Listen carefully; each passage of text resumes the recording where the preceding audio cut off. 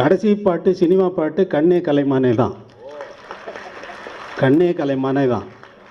அது எழுதும்போதே சொல்லிட்டு எழுதுனது, ராஜா ரொம்ப அதிர்ஷ்டக்காரன்டா, இதுக்கு மேலே நான் பாட்டு எழுத போகிறதில்ல சினிமாவில் அப்படின்னு கண்ணப்பன்ட்ட என்னுடைய பிரசாத் ஸ்டுடியோ ரூமில் எழுதின ஒரே சிட்டிங். அந்த அங்கே மற்ற கம்போசிங் எல்லாம் கவிதா ஹோட்டலில் நடக்கும், இல்லை ஏதாவது ப்ரொடக்ஷன்ஸ் ஆஃபீஸில் நடக்கும். அங்கே வந்து அவர் பாட்டு எழுதினது 3 பாட்டு எழுதினார் 15 நிமிஷத்தில் 3 படத்துக்கு. ஒன்று வந்து ஃபஸ்ட்டு சாங் வந்து கூந்தலிலே மேகம் வந்து குடிபுகுந்தாளோ கவி எழுதங்கிற பாட்டு எழுதினார். அடுத்த டியூன் என்ன அப்படின்னு கேட்டார். அடுத்த டியூன் வாசித்த உடனே ராஜாராணி ஜாக்கி அப்படின்னாரு.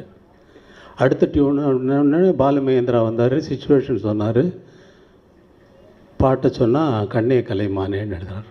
இது எழுதுறதுக்கு முன்னாடி வெளியில் ரூமுக்கு வெளியவே கண்ணப்பன்ட்ட வந்து சொல்லிட்டு வந்தார், ராஜா ரொம்ப அதிர்ஷ்டக்காரன்டா, இனிமேல் நான் சினிமாவில் பாட்டு எழுத போகிறதில்லன்னு உள்ளே சொல்லிட்டு தான் வந்திருக்காரு. வந்து கடைசி பாட்டு என்று சொல்லிவிட்டு, இது என்ன கடைசி பாட்டா இது, கண்ணே கலை. எம்எஸ் விஸ்வநாதன்னா உருகிற மாதிரி இந்த பாடலுக்கு உருகிறவர்கள் வேறு யாரும் இருக்க முடியாது. 3 பேரும் அண்ணன் எம்எஸ்வி அண்ணா அவர்கள் வந்து கவிஞருக்கு சிலை எடுக்கணும்னு ஒத்த காலில் நிற்கிறாரு. அவருக்கு கனவில் வந்து சொல்லிட்டாரு நான் எடுக்கணும்னு சொல்லி, நான் 3 பேரும் சேர்ந்து நம்ம கச்சேரி பண்ணலாம், அதில் வர நிதியை வச்சுக்கிட்டு கவிஞருக்கு சிலை எடுத்துடலாம் அப்படின்னு சொல்லி அண்ணா எங்கிட்ட, எம்எஸ்வி அண்ணா எங்கிட்ட வர்றாரு, கேவிஎம்கிட்ட போகிறாரு, கேவி மகாதேவன் மாமாட்ட போகிறாரு. எல்லாத்தையும் சேர்த்து வச்சு நாங்கள் 3 பேரும் கச்சேரி பண்ணோம். 3 இடத்துல 3 சிட்டியில், சேலம், கோயம்புத்தூர், சென்னைன்னு பண்ணினா அந்த நிதி அதில் வந்த நிதியை வச்சுட்டு நாங்கள் அவர் சிலையை திறந்தார். அது வந்து எம்எஸ்வி அண்ணா வந்து கவிஞரை எப்படி வச்சிருக்காரு அப்படிங்கிறதுக்கு அது ஒரு அடையாளம். இன்றைக்கி நிற்குதே இந்த ரோட்டில், நிற்குதே. அவர் மாதிரி அவர் மேலே பிரியமாக உள்ளவங்க வேறு யாரும் இல்லை, மரியாதையாக உள்ளவரும் வேறு யாரும் இல்லை. அவர் வந்து சேலத்தில் கச்சேரி நடக்கும்போது, தம்பி இந்த கண்ணே கலைமான பாடுறீங்களா, பாடலாண்ணே, சரின்னு அந்த பாட்டை அனௌன்ஸ் பண்ணாங்க. ஜனங்கள்லாம் கை தட்டுறாங்க. கை தட்டினா, தம்பி இந்த பாட்டுக்கு நான் ஹார்மோனியம் வாசிக்கட்டுமான்னு என்கிட்ட கேட்குறாரு. அண்ணே வாசிங்கண்ணே. வாசிக்கிட்டே வராரு. ஏழை என்றால் ஒரு வகை அமைதி அப்படி வாசிட்டே இருந்தவர் வந்து கட்டி பிடிச்சி முத்தம் கொடுக்குறாரு. என்ன டியூன் தம்பி, இந்த ஃப்ரேஸ் யாருக்காவது வருமா, இந்த மாதிரி வருமா, அந்த மாதிரி வருமா, என்ன திறந்த மனசு, என்ன ஓப்பனான மனசு, அந்த மாதிரி. அண்ணன் இல்லை எனக்கு தெய்வம். என் நாடி நரம்பில் ஓடுறதெல்லாம் அவருடைய இசையும் கவிஞருடைய வரிகளும் தான். ஒரே ஒரு பாடல் என்னை உருவாக்கிச்சிட்டேன் என்று நான் ஏற்கனவே சொல்லி இருக்கிறேன். என்னுடைய வாழ்க்கையில் நான் டியூன் கம்போஸ் பண்ணணும்னு நினச்சதெல்லாம் வந்து 15-16 வயசு இருக்கும் பொழுது தான். 15 வயசில் மாலை பொழுதின் மயக்கத்திலே வந்து என்னுடைய கற்பனைகளையும் என்னுடைய முழு ஒரு ஆலயமே உள்ளே இருந்து உள்ளே நுழைஞ்சு மாற்றிட்டார்.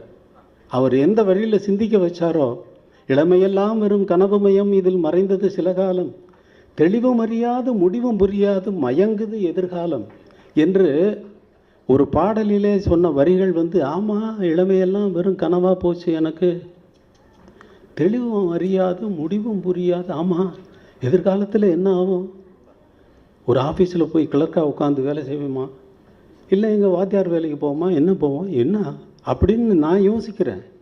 எந்த பிளானுமே இல்லாத நேரத்தில் என்னுடைய வாழ்க்கையை மாற்றி அமைத்த அந்த பாடலை எழுதியவர் கண்ணதாசன் அவர்கள். அவர் 16 வயசு 15-16 வயசு இருக்கிற நேரத்தில் நாங்கள் உட்காந்துட்டு அண்ணனோட வந்து கம்யூனிஸ்ட் பார்ட்டியில் வந்து கம்யூனிஸ்ட் பார்ட்டியினுடைய பிரச்சார பாடல்களை வந்து அண்ணன் எழுதுவாங்க. அவங்க இவர் டியூனில் தான் எழுதுவோம். அது ஒரு விஷயம் இருக்குது. அவர் 2 மணி நேரம் அண்ணன் பாட்டை வந்து என்னடா அண்ணன் பாவலர் வரதராஜனை பற்றி நிறைய பேர் சொல்கிறாங்களடா என்னடான்னு ஒரு தடவை கேட்டிருக்காரு. அந்த விஷயம் அப்புறம் சொல்லிவிட்டு நான் இதை சொல்லிவிட்டு அப்புறம் சொல்கிறேன். இது வந்து 1960 வந்து ஜவஹர்லால் நேரு வந்து போயிடுறாரு. அவருக்கு அனுதாபமாக தெரிவிக்கக்கூடிய முறையில் கவிஞர் வந்து ஒரு விருத்தம் ஒன்று எழுதுகிறாரு. அது தினத்தந்தியில் போடுறாங்க. கடற்கரை அரங்கத்தில், சீரணி அரங்கத்தில் சீர்காழி கோவிந்தராஜன் பாடினாருன்னு செய்தி வருது. எங்களுக்கு வந்து நிகழ்ச்சி என்னென்னா, வேதாரண்யம் பகுதியில் வந்து எங்களுக்கு இசை நிகழ்ச்சி நடந்துக்கிட்டு இருக்கு. இப்போ நேரு காலமான உடனே இசை நிகழ்ச்சிகள் ஒரு வாரத்திற்கு அந்த மணலி அந்த ஏரியாவிலெல்லாம் நடந்துக்கிட்டு இருக்கிற நேரத்தில் ஒரு வாரத்துக்கு நாங்கள் கேன்சல் பண்ணிவிட்டு வர வேண்டிய சூழ்நிலை ஆனது. அண்ணன் வந்து என்ன சொன்னாங்க, வந்து நான் வந்து அந்த பாடலை வந்து சீர்காழி எப்படி பாடியிருப்பார் சீரணி அரங்கத்தில் அப்படின்னு சொல்லி, நான் தனியாக இருக்கிறப்பெல்லாம் டியூன் போட்டுக்கிறோம். டியூன் போட்டு செக் பண்ணால் இது என்ன சினிமா பாட்டு மாதிரி வரலையே, சி நல்லா வரல அப்படின்னு சொல்லிட்டு வேறு டியூன் போடுவேன். இப்படியெல்லாம் ப்ராக்டிஸ் பண்ணிகிட்டு இருப்பேன். அப்போது இந்த விருத்தத்துக்கு வந்து நான் ஒரு டியூன் போட்டால் அண்ணன் கேட்டுட்ருக்காங்க. அண்ணன் இருக்காங்கங்கிறது எனக்கு தெரியாது. அண்ணன் இருந்தால் வந்து ரொம்ப பயமாக இருக்கும்.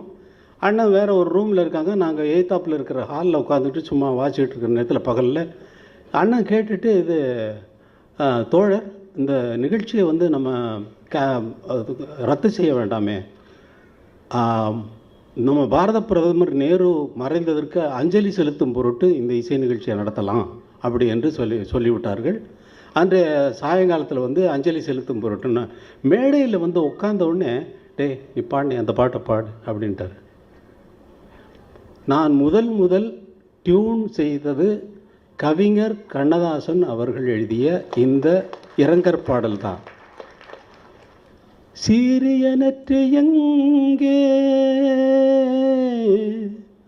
சிவந்த நல் இதழ்கள் எங்கே, சீரிய நெற்றி எங்கே, சிவந்த நல் இதழ்கள் எங்கே, கூறிய விழிகள் எங்கே, குறுநகை போனதெங்கே, நேரிய பார்வை எங்கே, நிமிர்ந்தனன் நடைதான் எங்கே, நிலமெல்லாம் வணங்கும் தோற்றம் நெருப்பினில் வீழ்ந்ததிங்கே, ஐயகோ ஐயகோ என் சொல்வேன் அப்படின்னு சொல்லி அந்த பாட்டு. சீரிய நெற்றி எங்கே சிவந்த நல் இதழ்கள் எங்கே, கூறிய விழிகள் எங்கே, குறுநகை போனதெங்கே, நேரிய பார்வை எங்கே, நிமிர்ந்த நன்னடைதான் எங்கே, நிலமெலாம் வணங்கும் தோற்றம் நெருப்பினில் வீழ்ந்ததிங்கே, அம்மா